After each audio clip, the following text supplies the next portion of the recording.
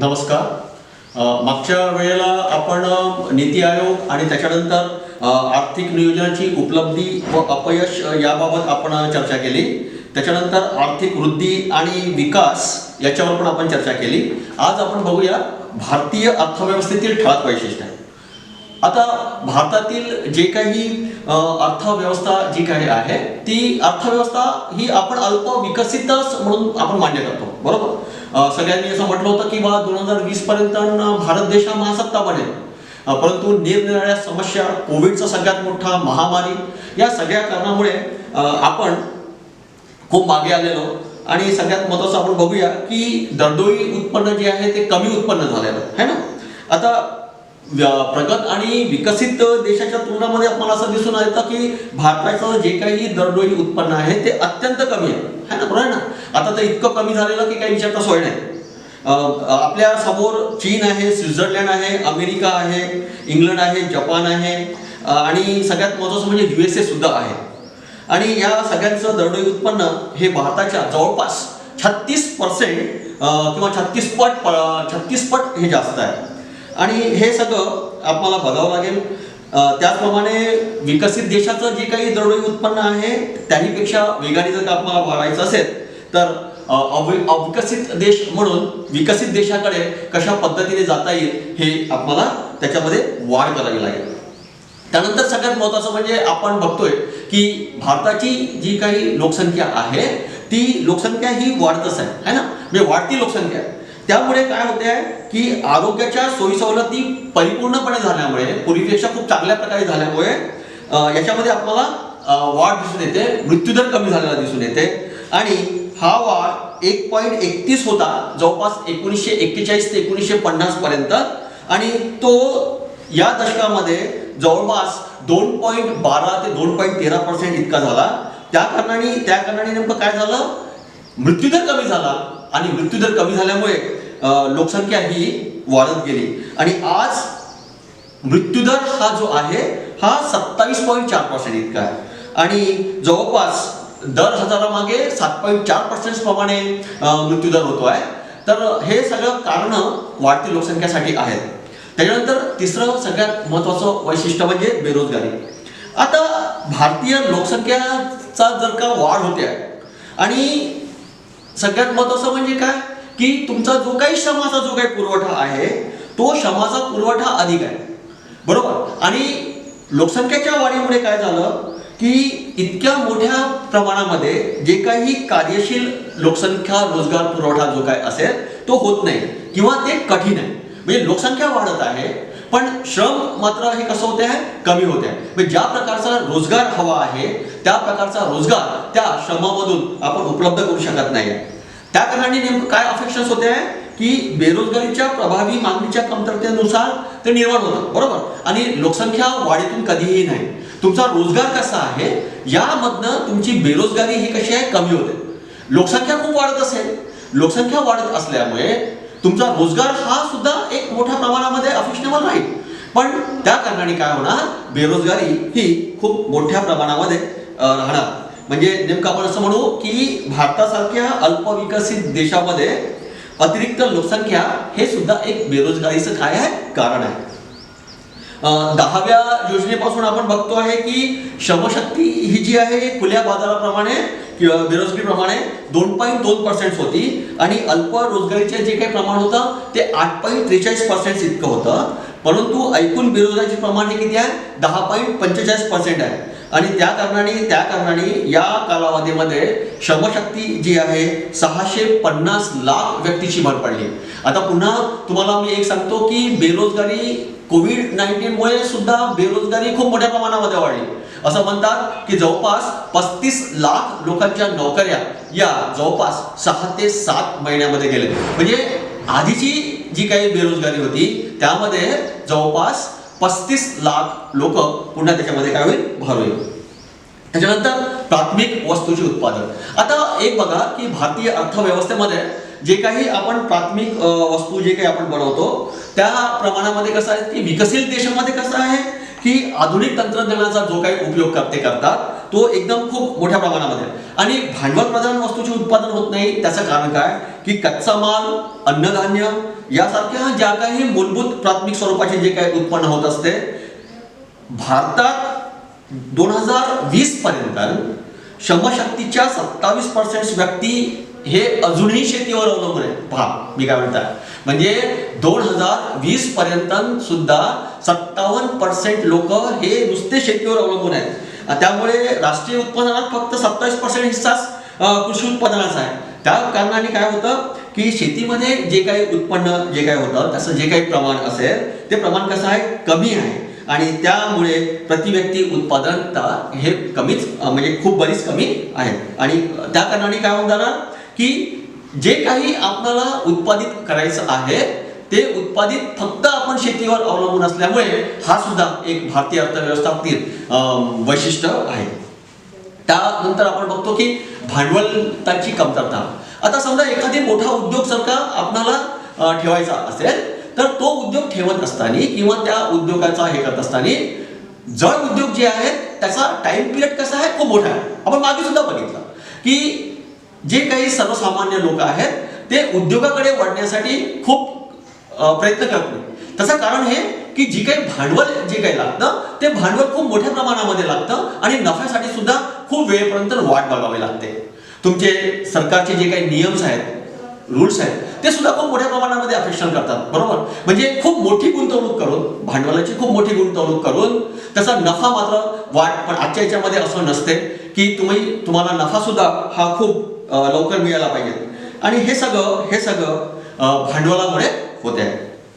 त्याच्यानंतर आपण बघूया की प्रोफेसर क्लार्कच्या मते आपल्याला असं दिसून येतं की देशाची जी काही लोकसंख्या जी काही आहे ही दरवर्षी 1% वाढतं.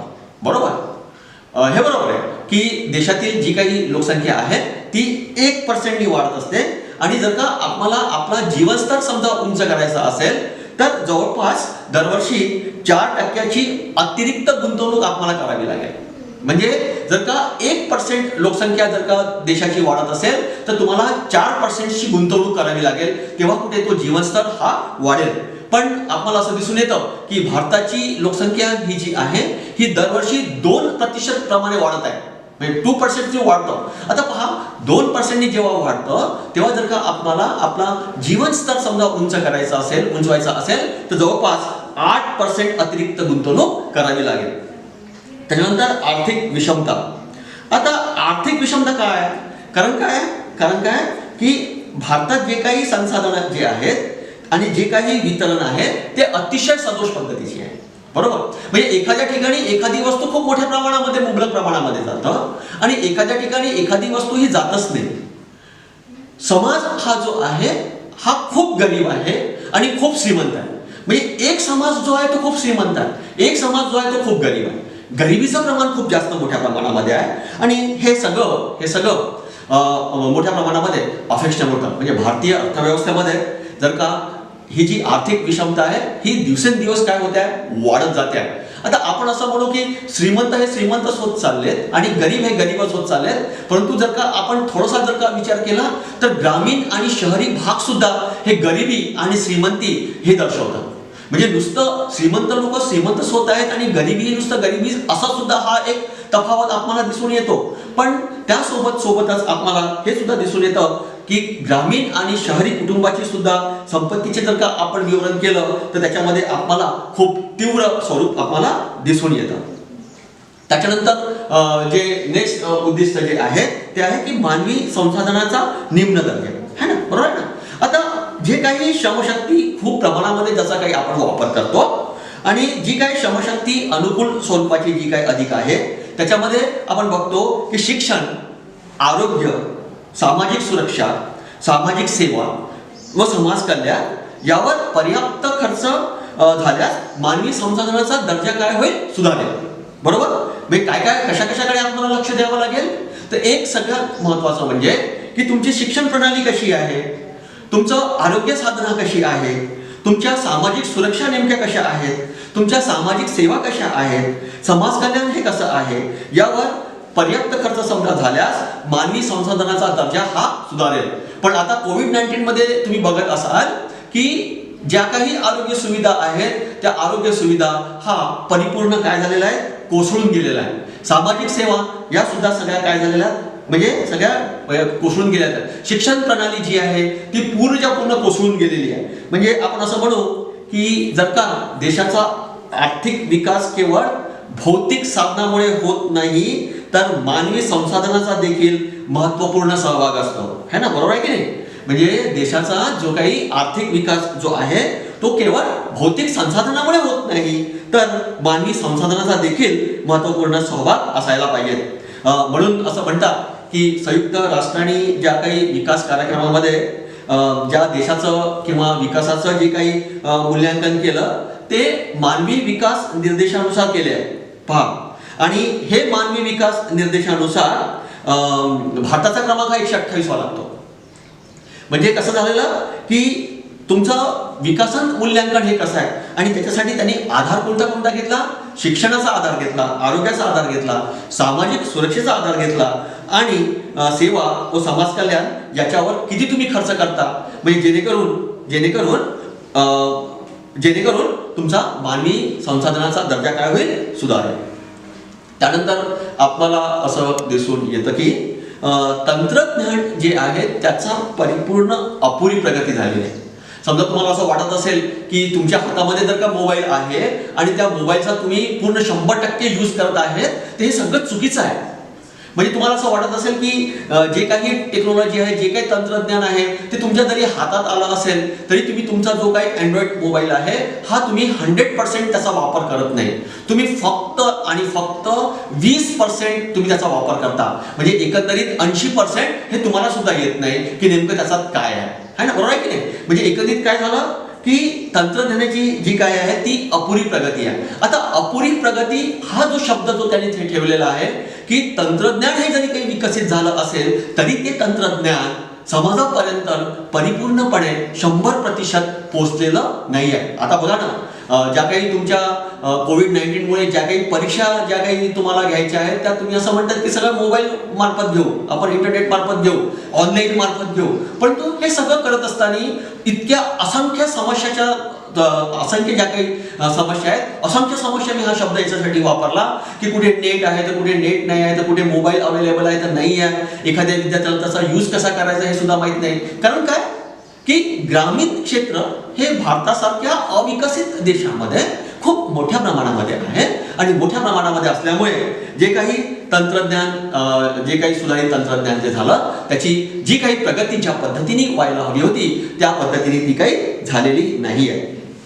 त्याच्यानंतर बचत आणि गुंतवणूक हा भारतीय अर्थव्यवस्थेमधला एक महत्त्वाचं वैशिष्ट्य आहे.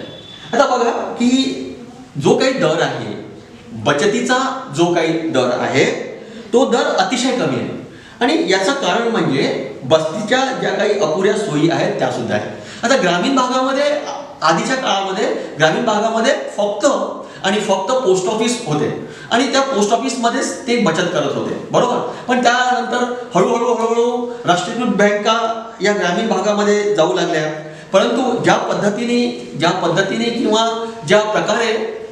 ज्या पद्धतीने जी काही बचत व्हायला पाहिजे किंवा गुंतवणूक व्हायला पाहिजे ती गुंतवणूक अजूनपर्यंत तशी काही झाली नाही. त्याचं कारण हे झालं की जरी संख्या अतिशय पुरी असेल तरी ज्या पद्धतीने राष्ट्रीयकृत बँका जिथे जाऊन तिथे त्यांनी इस्टॅब्लिश करायला पाहिजे ती अजूनही अपुरी आहे. त्याचप्रमाणे आर्थिक संस्था सुद्धा या पुरेशा विकासशील बचत व गुंतवणुकीचे प्रमाण वाढवण्यामध्ये तत्पर नाही राहिल्या.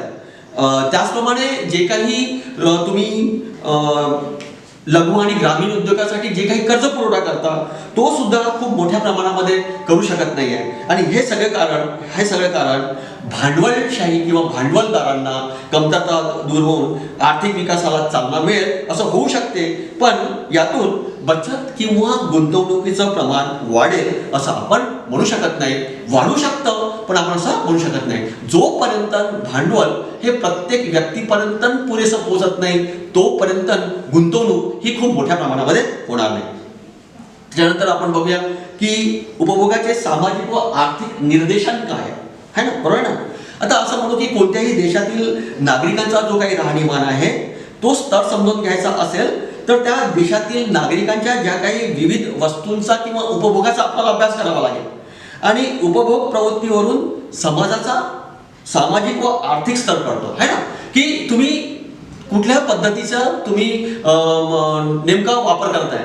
असं असं म्हणतात की नेमक्या पायामध्ये असणारी चप्पल किंवा बूट यावरून त्या व्यक्तीचं राहणीमान समजतं असं म्हटलं जातं.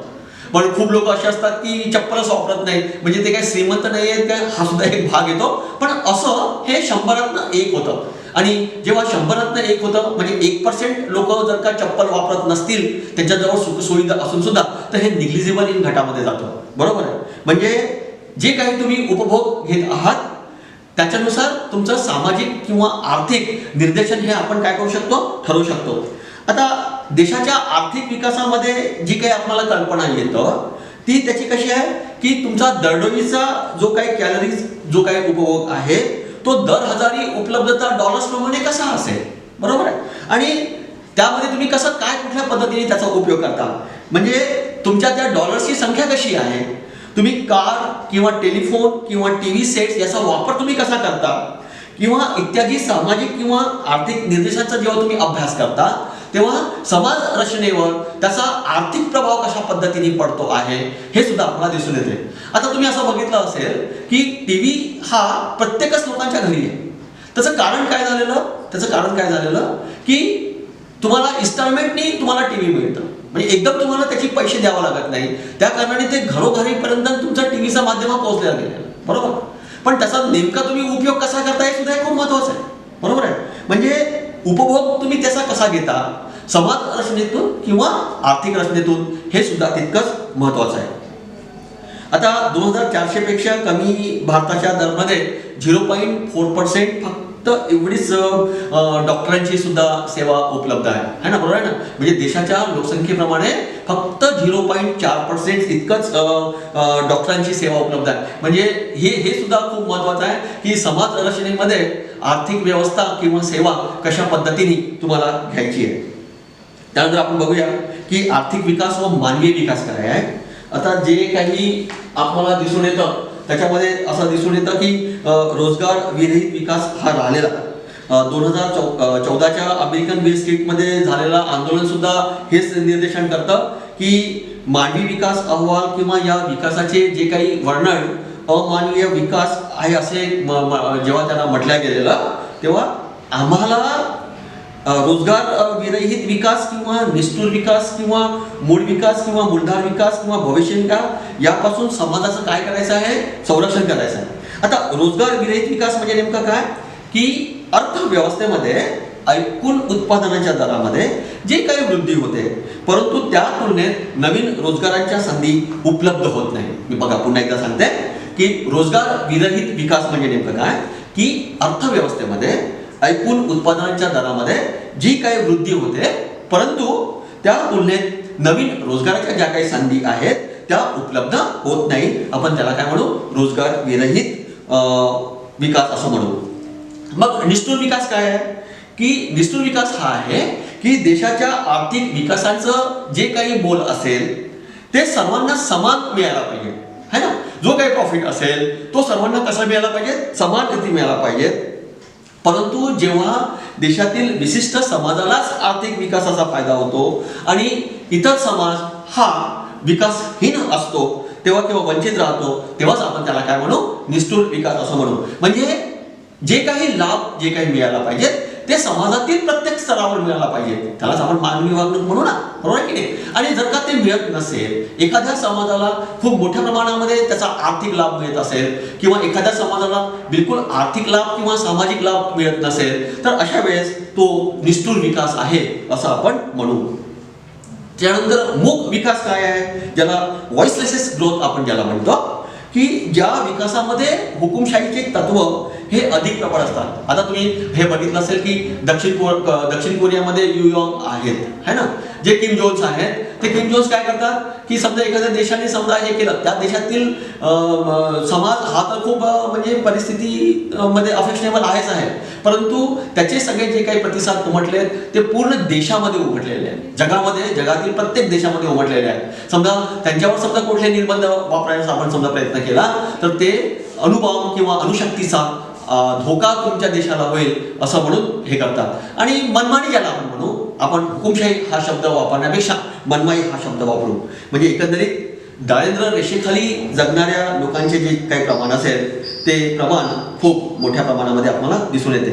म्हणजे एकंदरीत मूक विकासामध्ये नेमकं काय होते आहे की समाजातील तफावत दूर करण्यासाठी जे काही विशेष संधी जी काही आपण निर्माण करण्याचा प्रयत्न करतो आहे ते होत न होता इतर समाजामध्ये सुद्धा तफावत दूर करण्यासाठी जे काही आपण प्रयत्न करतो ते अत्यंत आवश्यक आहे. आणि तेव्हाच मूक विकास हा खूप मोठ्या प्रमाणामध्ये अफेक्शनेबल होऊ शकते.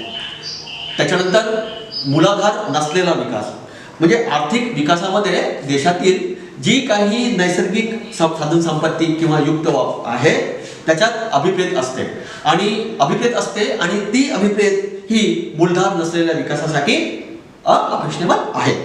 त्याच्यानंतर भविष्यहीन विकास. आता भविष्यहीन विकास म्हणजे काय की वर्तमान विकासासाठी जे काही भविष्याचा आपण नाश करणारा विकास हा कसा असतो, अनर्थ करणारा ठरेल. त्यामध्ये काय राहणार, नैसर्गिक साधन संपत्तीचा अतिरेकी वापर, पर्यावरणाचा नाश, सुपीक जमिनीचे औद्योगिकरण करण्यासाठी अधिग्रहण, जंगल पाणी याचा नाश, आणि हे सगळं भविष्यहीन नाश राहणार. आणि याच्यामध्ये आपल्याला काय करावं लागेल की जो काही आधुनिक आर्थिक विकास राहील हा भविष्याचा नाश करणारा ठरेल. म्हणून अशा भविष्यकालीन विकासावर नियंत्रण ठेवून त्याऐवजी पोषक विकासाला प्रोत्साहन द्यावं लागेल. म्हणजे एकंदरीत भविष्यहीन विकासामध्ये नेमकं काय होते आहे की जे काही शेतीची जी जमीन आहे ती औद्योगिकरणाकडे जाते आहे, जे काही पाणीचं जे काही मुबलक पुरवठा आहे तो अतिरिक्त याच्यामध्ये नाश होतो आहे. त्याचप्रमाणे पर्यावरण जे आहे जे आपल्याला टिकवून ठेवायला पाहिजे त्याचा सुद्धा नाश होतो आहे. आणि या सगळ्या गोष्टीमुळे भविष्यहीन विकास हा कसा झाला, अफेक्शनेबल झालेला आहे. आणि त्याच्यामध्ये आपल्याला ग्रोथ करावी लागेल, तेव्हाच पुढे आर्थिक विकास किंवा मानवी विकास होऊ शकेल. Okay sir, thank you.